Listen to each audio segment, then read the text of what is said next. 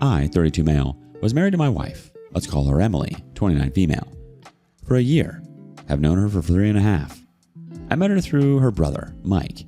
He and I crossed paths at a local startup event and started hanging out. Once I was at his place playing Black Ops 4, he had his sister over. She was dang attractive and showed interest in me. We had dinner together.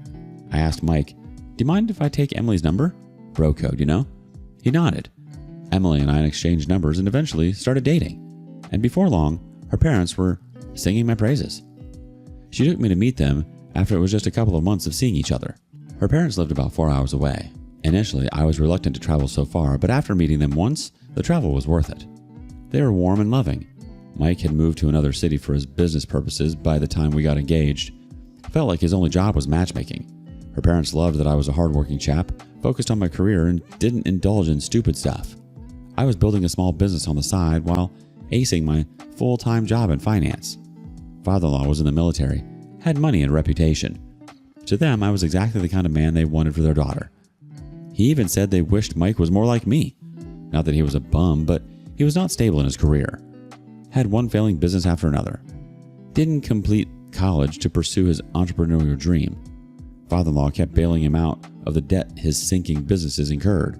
Asked him to finish his college and get a job. Even offered to pay for it, but he didn't agree. Hence, he was upset with him.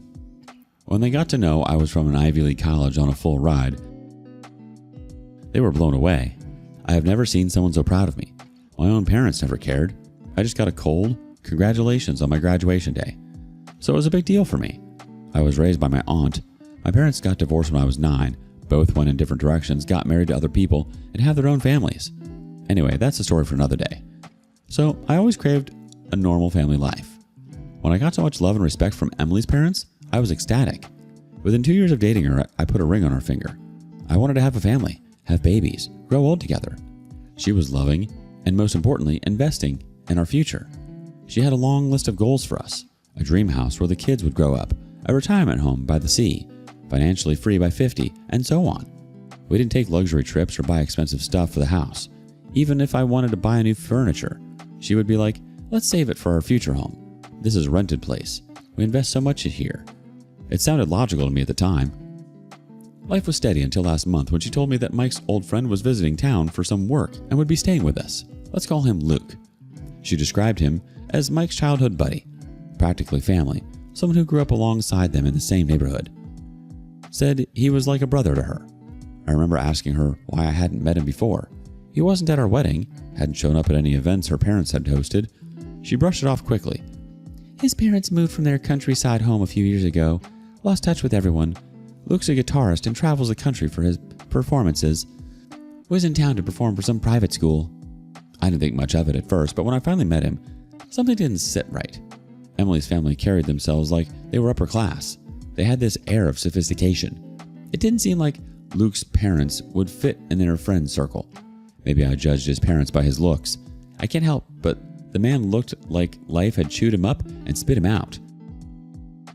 He wore some weird oversized clothes, tattoos all over, and green dyed hair. Worst, he reeked like he had just chain smoked a pack of cigarettes. He called himself an artist, said he was performing at some corporate event. To me, he looked more like someone who had been broke for ages, floating from one gig to another without much to show for it. I asked Emily how long he'd be staying. She hesitantly replied, "Just a couple of days." Fair enough, I thought. I didn't mind playing host, but 2 days became 4, and I asked when he was leaving. Not in a bad way, but as a host, you would want to know your guest's plan. She said, oh yeah, actually the school offered him a project to teach guitar to the kids for a week, so we might stay for a few more days. It sounded absurd, but I was okay. Just a matter of a few more days. Then days turned into a week, and suddenly we were closing in on 2 weeks. When I asked again, she was like, "I think I got mistaken. It was a 3-week project and not 1. Just a matter of 1 more week. You know. Hope he's not disturbing you." I nodded. He's not. What bothered me wasn't just his stay, it was her behavior around him. She was doting on him like he was some honored guest, cooking special meals, doing his laundry, driving him around town like his personal chauffeur. She even took him sightseeing, showing him parts of the city we hadn't even explored together. Do you guys think it's normal? Am I overthinking? Update 1. It took a weird turn. One evening on the third week, I was on a call with my team. It usually lasts for an hour, but that day it ended early. So I came out of my room and walked past the hallway. I overheard her whisper sharply, "Stop it, he's gonna know." I froze for a second and looked toward the living room. I thought I caught a glimpse of her pulling her hand back quickly, as though he had just been holding it. It was so quick that I doubted my vision. Whether it was just her hand movement, was I mistaken, or something else? I didn't confront her. Had to know the truth before doing so. I didn't want him to leave yet. If he does, I'd never uncover the truth. So instead, I did the opposite. I warmed up to him, forced a smile, and told him he could stay as long as he wanted. He seemed almost relieved. I played the idiot husband. The next day, I left the office half day. On my way home, I bought a tiny camera and placed it where it could record without being obvious in plain sight. It had its own Wi-Fi transmitter that I could link to a secure app on my phone. Once connected, I could monitor everything from anywhere real time. It didn't blink or beep. I had a couple of hours before they would arrive, so I neatly placed it on the top shelf of the guest room. For backup, I placed another one in the living room, tucked neatly behind a stack of magazines, both connected to my phone in minutes. The feed was clear. Then I waited for her to come back. Her usual return time is 6, but on that evening, she was there at 5. And she wasn't alone. Luke was with her. When they saw me already in, they looked shocked. Emily goes, "Oh, you're already home. Actually, I wrapped up early. Luke's school was on my way, so I picked him up." I smiled. "No worries. I came early to pack. Have an early morning meeting tomorrow at the client's office, so I have to leave now. Flight is in 2 hours. Was waiting to inform you. We'll be back tomorrow night. Anyways, you take care." I kissed her goodbye, picked up my small overnight bag, and checked into a hotel just a few miles away. The second I settled in, I pulled up the live feed on my phone. What I saw over the next 24 hours shattered me. The moment I was gone, they stopped pretending. It was instant without hesitation. They were hugging, kissing, whispering to each other like teenagers in love. It was like a honeymoon to them. She called me after a few hours to check if I had already landed safely. I said yes. She was saying I love you and miss you while being wrapped around him. They effed like wild animals. I couldn't even watch them after a few seconds. Who can watch their wife getting grilled by someone else in your own bed? But you know that wasn't even the worst part of it. It was the talks that they had after they were done satisfying their lust. They weren't just fooling around, but were planning a future together at the expense of my destruction. The guy cuddles her and in desperation says, "You have to tell him when he's back." "I'm sick of waiting." She kissed him, chuckled. "Not yet. He's due for that promotion soon. After that, we have to get him to buy our dream house and double down the investment. Then I'll make my move." That was when I understood the game she'd been playing for so long. She was never interested in taking luxury vacations or buying expensive upgrades to the house. I thought she was frugal. No, she was stockpiling wealth for her eventual exit. If I wanted to go for a trip, she would suggest a weekend getaway and ask me to save the rest for our future. If I wanted to buy a comfy couch, she would be like, "Let's buy the house first, and then everything else." Sometimes I would get angry at her stinginess. Yes, saving for the future is good, but sacrificing today's happiness for tomorrow annoyed me sometimes. She kept saying our future, but what she really meant was her future with Luke. There was another talk where she said she was waiting for us to be married for 5 years before filing for divorce. In our state, anything less than 5 years was considered short term, and the settlement would be minimal. After 5 years, she'd be entitled to spousal support, a share of the house, and half the joint investments. And since I had contributed 90% of the money into those accounts, she stood to walk away with far more than she ever deserved. I immediately, without wasting a second, I lawyered up while still at the hotel. He helped me dissect her actual game plan. While she was controlling our expenses to save for the house and investment, she never hesitated to splurge on luxury bags, designer clothes, and high-end shoes because those were counted as personal lifestyle, which she could later argue she was accustomed to, and she claimed the maintenance was in par with her living standards. For 24 hours straight, I watched them spending time together, wrapped up in each other's arms with barely any clothes on. They cooked meals, cuddled on the couch, and effed on my bed. And all the while, sketching out their grand plan for a life built on the ruins of mine. I came back home and acted as if nothing was wrong. Instead, I hugged and kissed her in front of Luke and gave her the big news. Told her I got the big promotion I'd been waiting for years. I also figured that Luke was having a tough time dealing with her marriage. In one of the talks, he said, "My blood boils whenever he touches you. If not for money, I wouldn't have let him touch you." Seeing us get cozy, he pushed off. I called on him, "Hey, where are you going?" "On the 18th, I'm throwing a party to celebrate this win. Hoping to have her family together. You shouldn't miss it."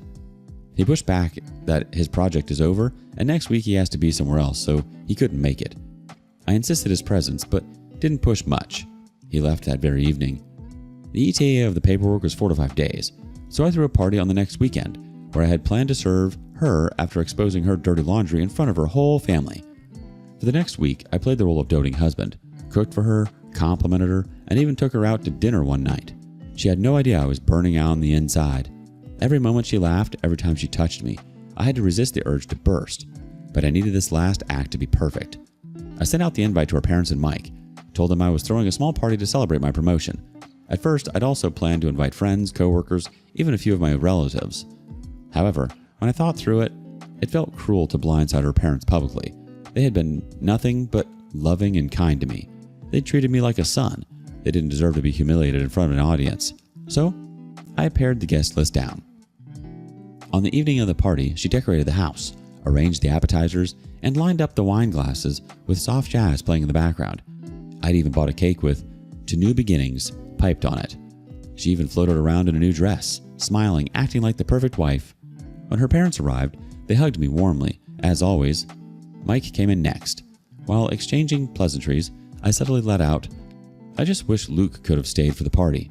Would have been nice to have everyone together." The effect was instant. Her parents exchanged a quick, sharp look. Her father's face tightened, and with a confused tone asked, "Luke?" I feigned confusion. "Mike's friend. Emily told me his parents were your neighbors. They all grew up together." Their faces went from confused to mortified in a heartbeat. Her father sharply said, "We've never had any neighbors named Luke." Emily tried to jump in. Maybe I mixed up the names. He's one of Mike's childhood friends." But before she could finish, I acted dumb. "I think the steak is burning. Let me attend it." My plan was to leave them alone with that information. Rightly so, I saw her mother pulling her aside into the hallway, though I pretended to be busy hosting. I could see her whispering sharply, and her face red with anger. While they were on it, Mike casually asked me about Luke, how long he was here, when did he come, and when he left. I replied with a straight face, giving him the vibe that I already knew something. Didn't want to come across evil when I reveal later, and they think I played them. Once everyone had eaten, I raised a toast. I just wanted to thank Emily for her support these past few years. She really pushed me to work hard for my promotion, made me save up and invest in my future. So, I put together a little audio montage. Emily's eyes widened. "Audio montage? What do you—" I hit play on my phone. I had put together all the meaty parts of their conversation, which conveyed their motive and left out the physical part. It went without saying that they were fooling around. It started with Luke's voice saying, "You have to tell him when he's back. I'm sick of waiting." Emily's voice replying, "Not yet. He's due for that promotion soon. After that, we have to get him to buy our dream house and double the investment. Then I'll make my move." The room went dead silent. Her father's face turned red with rage. Her mother explained, "What the hell? Is this true?" Mike blurted out, "Bro, let me come clean. Luke isn't my friend. I don't even know his last name. She made it up." I narrated the whole incident, how she had him under my roof, lied, and plotted against me. Her mother had earlier joked about giving her a grandchild. After exposing Emily, I told her mother, "You wanted a grandchild? Guess what? Your daughter's planning to have one with Luke and pin it on me, and then milk me the whole life for child support." I had the audio of that part as well, but I didn't play it. I had proved my point that I wasn't lying. Emily's composure cracked. She stammered, "It's not what it sounds like, I swear." But her mother was cut her off. "How could you be so evil?" Her father thundered, "You've brought shame to this family." Emily started crying, reaching out to her mother. "Please, Mom, listen." But her mother stepped back. The scorn on her family's face was unmistakable. I let the silence drag on before I spoke again.